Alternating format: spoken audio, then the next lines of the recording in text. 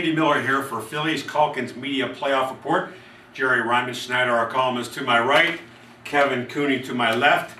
Game 2 NLCS tonight, 6-1 Phillies. Series is tied. Roy Oswalt dialed it up tonight after a Game 1 outing where the Giants beat Roy Halladay.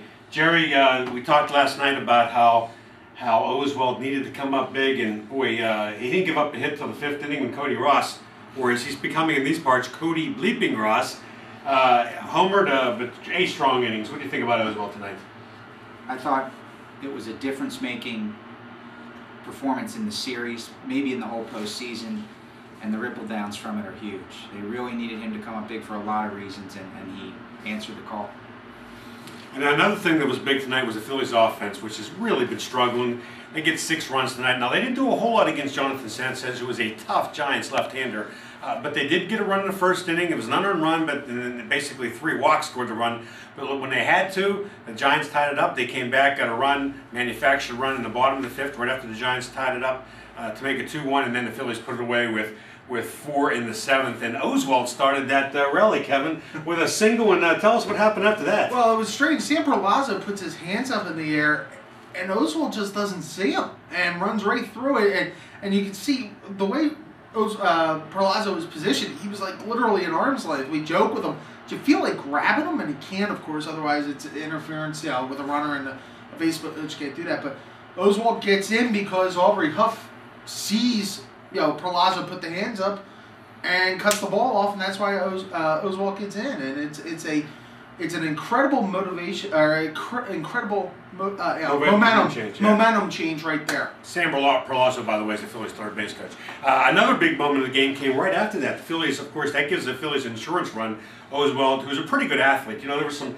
You were one of the guys the night before that Jerry and I sit next to each other in the box, and when Halladay reached base, the Phillies chose not to bunt because Halladay and Jerry and I were kind of discussing that the last couple of days. And my feeling was Halladay wasn't bunted to second by Manuel because he's not a great athlete, he's not great on the bases, and Oswalt showed tonight that he can run the bases well. But another big thing later in that inning, Jerry, is Jimmy Rollins. Now, Rollins has been scuffling. He was 1 for 15 in the playoffs coming in tonight, 0 for 4 Game 1, struck out 3 times. Looks terrible at the plate. Now tonight he comes up, he gets a base-loaded walk in the first inning. That gives him a little bit of confidence. He's batting 6th. And then the second time up, he gets a single on a pop-up the third base where the third baseman Fontenot lets it fall in front of the pitcher. But then the next time up, he comes up in the 7th, and they always say Jimmy's a red light player, and 3-run double breaks open the game out. What about Jimmy Rollins tonight, Jared? That's why you want Jimmy Rollins to play no matter what. He puts everything behind him, and when it matters the most, he has this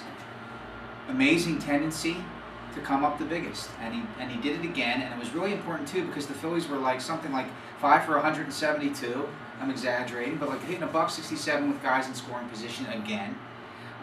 Going into this that at bat, Howard, I believe, had struck out two hitters before they intentionally walked Worth. I got that right, and then there's 2 outs. It was a gigantic relief-causing hit and busted things open. Well, from here, the Phillies head to San Francisco. They're boarding a flight immediately after the game, flying to San Fran. I'm heading out tomorrow to provide coverage for Calkins Media. Game 3, Kev, we have Cole Hamels, Matt Cain. Both teams have big threes, and now the series shifts to San Fran.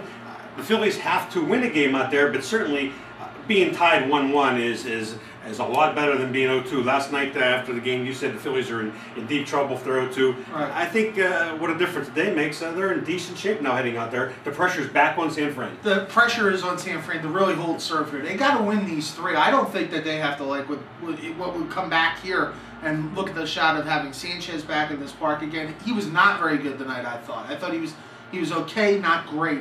And then Matt Cain, who has struggled the second half of the season, really, and especially in September. The thing with Hamels is the fact that everybody's talked about his bad numbers at AT&T Park, but this is a different Cole Hamels that we've seen in the last 3 weeks to a month than at any other time, and that includes the 08 World Series. I think he's playing with pitching with a lot more confidence now, a little more of a swagger. I think Hamels is the difference maker in this series right now for the Phillies. One thing about Hamels, though, Jerry, is that he hasn't pitched well in AT&T Park in San Francisco. He hasn't necessarily pitched well in day games. Game 3 in San Francisco on Tuesday is a day game. He's going up against Kane. The Phillies have had success against Kane. That's a game 3 of a series, in my opinion, can be the biggest game in the series. The first 2, you're still kind of seeing each other through. Now this year, someone's going to take a 2-1 lead, which means game 4 is going to be really crucial because someone's going to be up with a chance to go up 3-1. What do you expect to see in game 3 from Cole? If he's not at his lights out best the way he was in Cincinnati, I think everything we've seen from him the last 3 months suggests that he's not going to implode. He's not going to have that 2-run homer that turns into a 4-run disaster where he just crumbles. And that's really all they need. Their bats showed some life tonight. And by the way, Sanchez's numbers against the Phillies were astronomical, and look what he did tonight. So I think a lot of that goes out the window, especially the way Hamels is pitching lately. Great. Thanks, guys. And that'll wrap up our report. Calkins Media Playoff Report. Thanks for tuning in, and we'll be back and have another report for you if the series gets back to Philadelphia for a Game 6. We won't have it out there, but I'm expecting to be back to Game 6, so we'll see what happens. All right.